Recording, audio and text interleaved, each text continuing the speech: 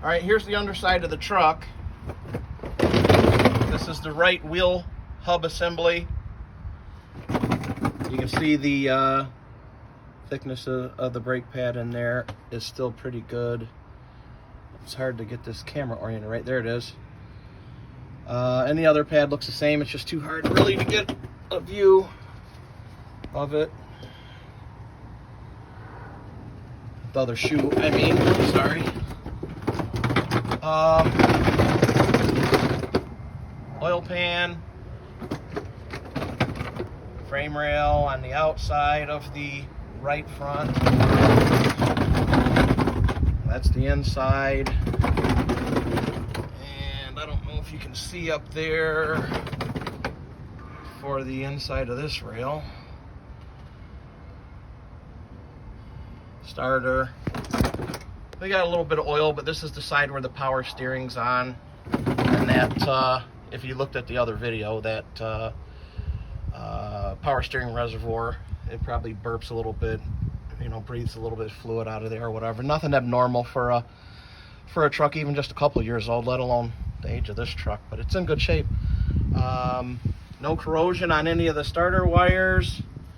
Going back, we got this crankcase vent breather. It comes off the valve cover up top, and it's blowing a little oil out like they do from brand new.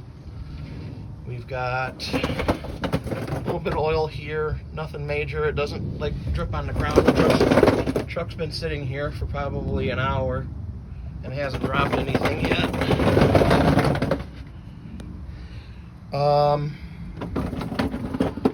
What else to show you? It's kind of hard under here. So here's that other half of that DPF that's been added on, and you can see they did a pretty good job of mounting that up here.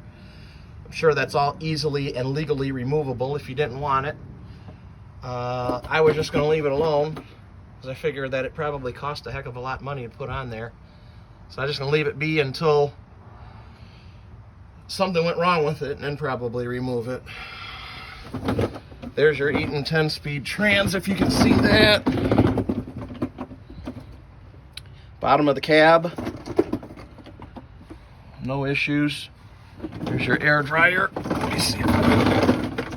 Air dryer.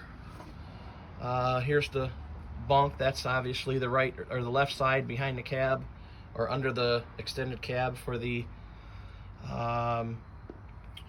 receivers for the wheel lift. And the drive shaft. There's some more of the frame rails.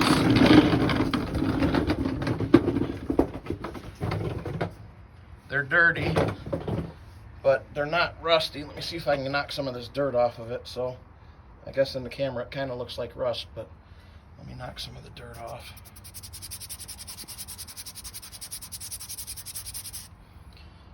See that? If you want me to, I can get a rag and some cleaner to get a spot, but that's not rust. That is dirt. It's all dirt. In Arizona, where I picked this up, there was a lot of red clay, and it was pretty dirty. But there's another spot that I just wiped the red off. See if you compare that to that. That's where I just rubbed my hand. So that's not rust. That's all dirt. And the frame is clean going all the way back. And you're looking at the bolts. They're dirty. But if I sprayed these, they probably still have all their zinc coating and all that stuff on them. They're not rusty at all. Here's the rear springs, brake chambers, spring. I just put these tires on. These are Goodyear Fuel Max RDS, I think.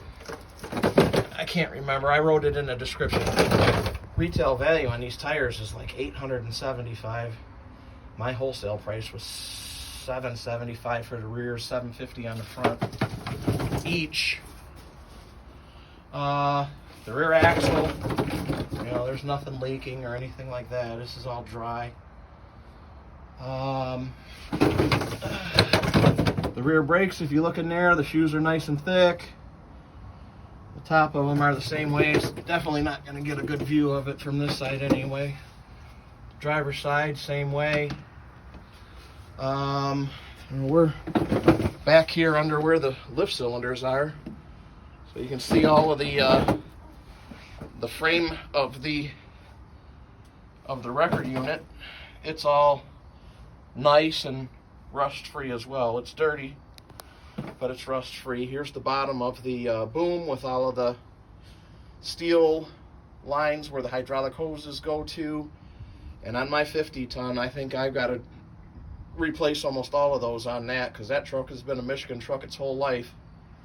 It's an '01, and these are a disaster. But currently, on this truck, you would think that they were brand new, because there's nothing but dirt on them. That's not rust, that's just dirt. Nice pressure wash, and the bottom of this boom will look like brand new. What else can I show you under here? It's cable control. There's no linkages and stuff. This is all cable control for the wrecker equipment. Here's the wheel wells, bottoms of the wheel wells. I mean, this is an aluminum body. You can see all the aluminum, so it wouldn't corrode anyway. But I mean, it's not all beat up or oxidized or anything. Like even in Michigan, this aluminum doesn't rust, but it'll oxidize. It'll turn into white powder and just start disappearing. This is the passenger side, and over here is the driver's side. So looking pretty good. That's the bottom of the boxes. They're aluminum, so there's no holes rusted in them or anything. This is the passenger side one. There's the driver's side. It's got a nice lumber box underneath the bottom of that one for you to put some lumber in. Goes the full length of that box. I don't know what that is. That's probably the length. I mean, I don't know what it is. I can measure it for you, but it's got to be at least 60, if not 72. And you know, you see up the sides of these boxes, there's no issues.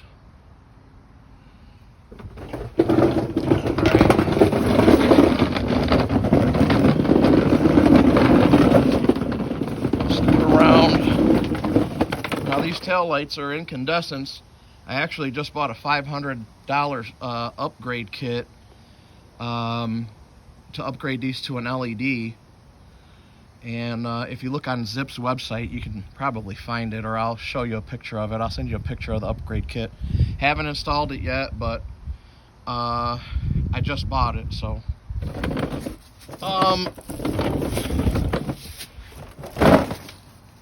We've got, you know, the airbags. The airbags are in good shape. It's rear air ride suspension. And then here's the back side of the axle.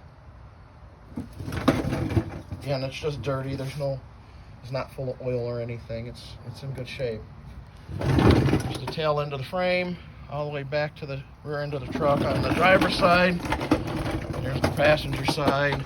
And all the wiring, everything works. I think these lights need to be replaced. I'd replace them with LED anyway, but I don't think these lower ones work. The upper ones do, but I think they're just burned out. All right, I'm gonna close that video. We're approaching 10 minutes, so I'll start it up and I'll get you a video of all the equipment we're running.